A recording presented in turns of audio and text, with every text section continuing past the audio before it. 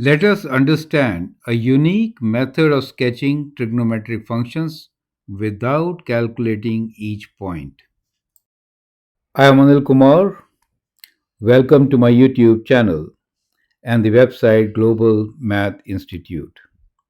In this video, we will understand the strategy involved for sketching graph of cosecant function transformed with values which are rational in nature. F of x equals to minus 4 over 3 cosecant half x plus 2 pi by 3 plus 7 by 3. This is a very important test question, and if you understand this strategy, you will be in a position to sketch most difficult graphs for trigonometric functions. So, first we'll consider the basic concepts, and once we have the concepts in hand, we'll sketch the graph. I'll discuss with you some couple of strategies which can help you. Correct. So first step is that we are looking into cosecant. So whenever you have cosecant, that means in your mind, sine function should be there, right? So you know what is cosecant, right? So cosecant theta is equals to 1 over sine theta. So basically, we need to sketch the sine graph. And once we sketch the sine graph, then we from there we can draw the vertical asymptotes, right? Flip and get the cosecant graph. Perfect. So that is the strategy. Now, even before going there, we need to rewrite our function, which in this case should be minus 4 over 3 cosecant. Now, I use square brackets to factor out half, right? So it is half of what comes in the bracket? X plus. Since you factor out half, it should be 4 pi by 3, correct? And here we have plus 7 over 3, correct? So once you have this, you have a couple of things in your uh, mind, and that is one of the most important thing is we have to now sketch, let's say g of x, which will basically be sine function, right? Will be sine of half x plus 4 pi by 3, right? Plus 7 over 3. So that is what you have to sketch. Once you sketch sine function, then it is easy to sketch cosecant function, right? So that's what we are going to do. Great. So remember one thing, when you have this, what is the period? So time period t will be equals to 2 pi divided by half, right? So that means the time period is 4 pi for this particular case. And what is the amplitude? So amplitude basically is equal to 4 over 3. It's always the positive value. And here axis is how much? Axis for the sine graph is y equals to 7 over 3, right? And we have a phase shift. So this is the phase shift value. We'll write p here, lowercase p, as minus 4 pi by 3. So that means it moves left by 4 pi by 3. Now, as you can see, in this particular case, most of the values involved, 4 by 3 is like 1/3, 4 pi by 3 means 1/3. So that helps you to decide on what kind of scale should you be using, right? So let me just use a scale here. I'm not drawing the graph, but I'm just showing you the scale. The minimum division which you should have should be 1/3, right? And over here, it should be at least pi by 3, if not pi by 6. So it could be pi by 6 also. So pi by 3 I've written here. So 4 pi by 3 means 4 of these, 1, 2, 3, 4, will give you one full cycle without a phase shift, right? And because the 4 pi phase shift is 4 pi by 3. So that much it will move to the left. So you need a big area to work with, right? So I hope you're getting the point. So once you have pi by 3 as your unit square defined, you can shift left and right by 4 pi by 3. Correct? Making sense. Now, also note that there is a reflection on the axis. So the sine graph basically will be kind of going downwards, right? So let me give you a rough sketch of the sine graph. How should it look like? So we'll have an axis which is y equals to 7 by 3. It has been translated so many units down, right? And period for the sine graph will be 4 pi. However, it has to start from minus 4 pi by 3, right? So this point from where it starts is minus 4 pi by 3. You get the whole idea, right? Minus 4 pi by 3. And it is going to end after one full cycle at this point, and that should be equal to how much? You have to add 4 pi to this, correct? So minus 4 pi by 3 plus 4 pi. So 4 times 3 is 12, right? And 12 minus 4 will give us 8 pi by 3, right? Let me rewrite it. 4 pi plus 12 pi, right? Over 3, which gives you 8 pi by 3. So this point here is 8 pi by 3, correct? What is the maximum and what is the minimum values? Well, for the maximum value, you have to add 4 by 3 to 7 by 3, right? So this will be 7 by 3, right? Plus 4 by 3, correct? Which is 11 by 3, correct? So that is the maximum, and minimum will be 7 by 3 minus 4 by 3, which is 3 by 3 or equal to 1. You get the whole idea, correct? So you get the maximum and the minimum points and your graph as shown here. So that becomes a sine function, right? To sketch the cosecant function, what should you be doing? Well, you will actually draw the asymptotes at these points. Wherever the sine graph is intersecting the axis, right? And then flip it over means your graph will be kind of like this. You see that? So that highlighted graph is what represents cosecant graph. So that is the base of our sketching the graph for cosecant function. I hope you have understood these steps. Perfect. So once again, let us now sketch it on the graph paper, right? So here we have a graph paper. As you can see, what we did was we wrote this function as minus 4 by 3 cosecant. We factor out half, correct? We have x plus 4 pi by 3 and plus 7 by 3, right?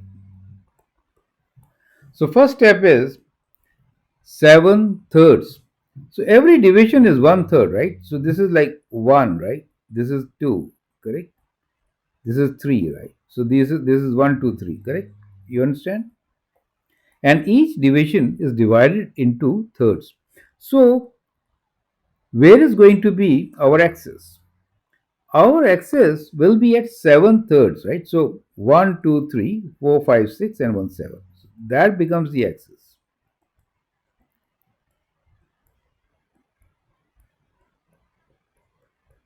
So this is y equals to 7/3 on the graph paper, right? Easy? Correct. Amplitude is 4 by 3, 4/3, right? So what I will do here is draw a dotted line for 4/3, right? So 1, 2, 3, 4, right? So that is the 4/3, correct? So maximum is this, right? Which is y equals to 7 by 3 plus 4 by 3. I'm not writing 11 by, or let me write 11 by 3. Is that clear? Similarly, the minimum will be 4 thirds below this, right? 1, 2, 3, 4 at 1. You see how easy it is? We are not really calculating the values. Okay, so this is y equals to 7 by 3 minus 4 by 3, which is equal to 1. Is that clear to you? So we know maximum minimum.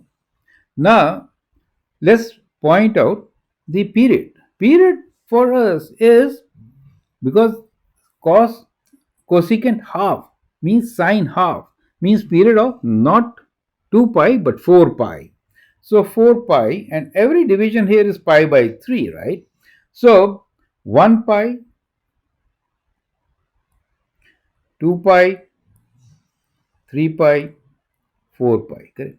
So that becomes 4 pi, right? So let me just mark it on the axis, these four divisions, right? Correct. Now we are also looking for negative, right? Means the sine graph will start from the axis, but it will go downwards. So sine graph will be kind of like this, going downwards, right? So it goes from the axis, so axis to the minimum, sorry, here, then back to the axis, and then to the maximum, and then back to the axis. We are only sketching one wave, okay? So this graph, which I am drawing here, is basically sine function without the phase shift.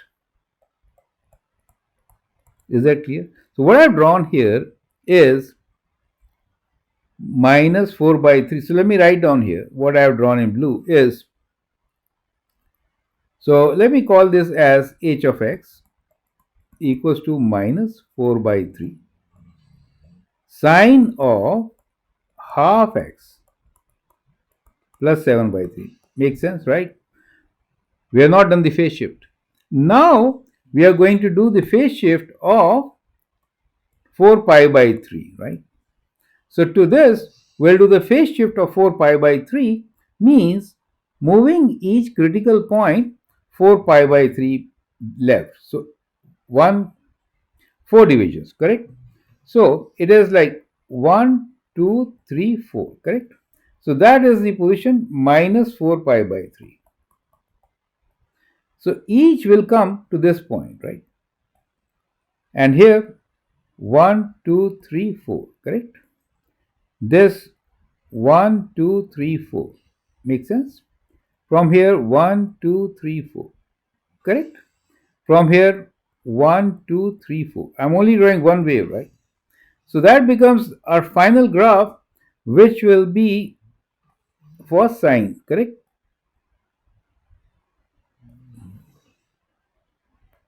So that is the function which is, let's call this as g of x, which is minus 4 by 3 sine half x, and within bracket, or let me write x within brackets, shifted 4 pi by 3 to the left plus 7 by 3. Do you see the sine function now? Correct? Of course, this is periodic, so it will move. Right. The idea is to sketch the cosecant function. So cosecant function will have a vertical asymptotes right there. So I am not drawing the vertical asymptotes.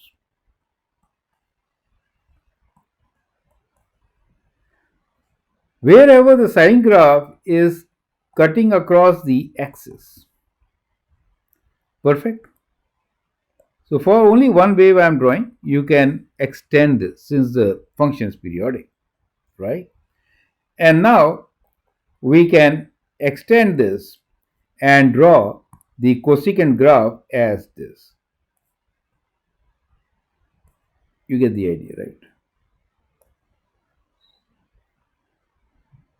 Perfect. So that is how cosecant graph will be sketched. Does make sense to you? Perfect. So we got a result. So what I've done here is shown you exactly without even doing the calculations how do we draw it. You can of course do the transformations, get all the points and also sketch it. However, this is a beautiful technique. We got all the points on the graph, right? Minus 4 pi by 3 and then from 4 pi take away 4 pi by 3, right? And so we have that point here as 8 pi by 3, right? So from minus 4 pi by 3 to 8 pi by 3 gives you one period of the sine and also cosecant, right? So for your reference, here is the actual graph which it should look like. So once again, let me just tell you that the graph in orange shown here is the graph of sine function, which is minus 4 by 3 sine of half x plus 7 by 3. So this is without phase shift.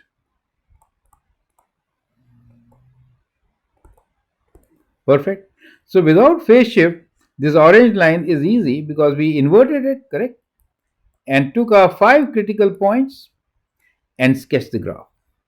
Then the second graph which we have drawn is basically this one right here.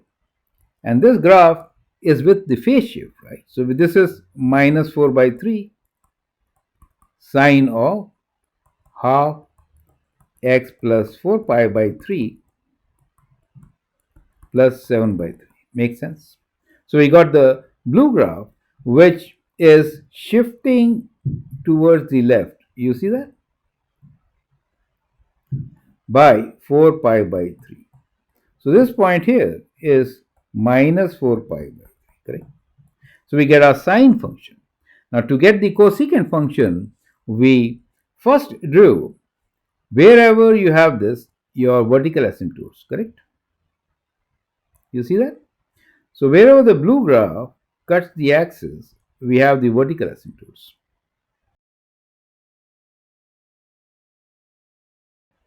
Neat. And then we flipped with a common point the sine graph to get the cosecant. So that was the way which we had drawn, and it can be extended, perfect, as shown here. Does it make sense to you? The whole graph has been drawn accurately without even calculating the transform points. However, you can always use the transformation to get the points, right? So the transformation used will be the xy coordinate planes for cosecant function will be, because you are sketching sine first, you can take sine also. The x values get multiplied by 2, right? So we got 2x, and then subtract minus 2 pi by 4 pi by 3, correct? And for the y values, we need to multiply by minus 4 over 3